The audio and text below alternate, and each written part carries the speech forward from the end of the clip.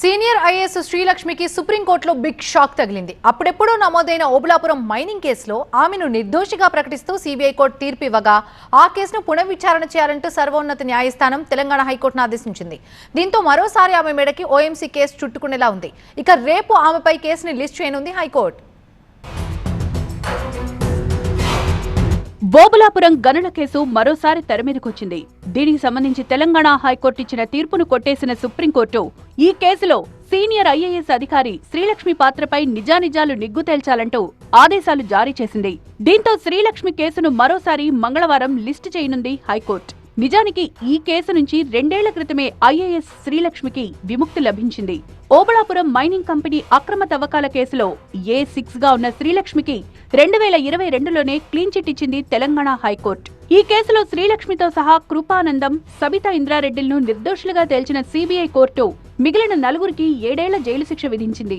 అయితే ఈ తీర్పును సవాల్ చేస్తూ సిబిఐ హైకోర్టును ఆశ్రయించగా శ్రీలక్ష్మిపై కేసును హైకోర్టు కొట్టేసింది. హైకోర్టు తీర్పును 2023 ఆగస్టు 3న సుప్రీంకోర్టులో సవాల్ చేసింది సిబిఐ.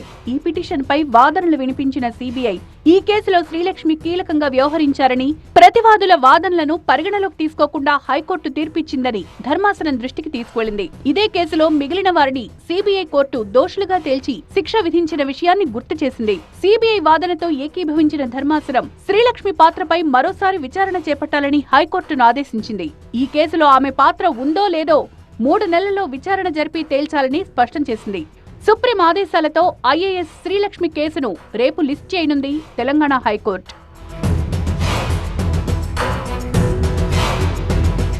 ఉమ్మడి రాష్ట్రంలో గనుల శాఖ కార్యదర్శిగా పనిచేసిన శ్రీలక్ష్మి ఓఎంసీ మైనింగ్ లీజు విషయంలో అవకతవకలకు పాల్పడ్డారనే ఆరోపణలున్నాయి. నిబంధనలు పట్టించుకోకుండా ఫైల్లో మార్పులు చేసి ఆమె సంబంధిత జీవో జారీ చేశారని సిబిఐ ఆరోపిస్తోంది.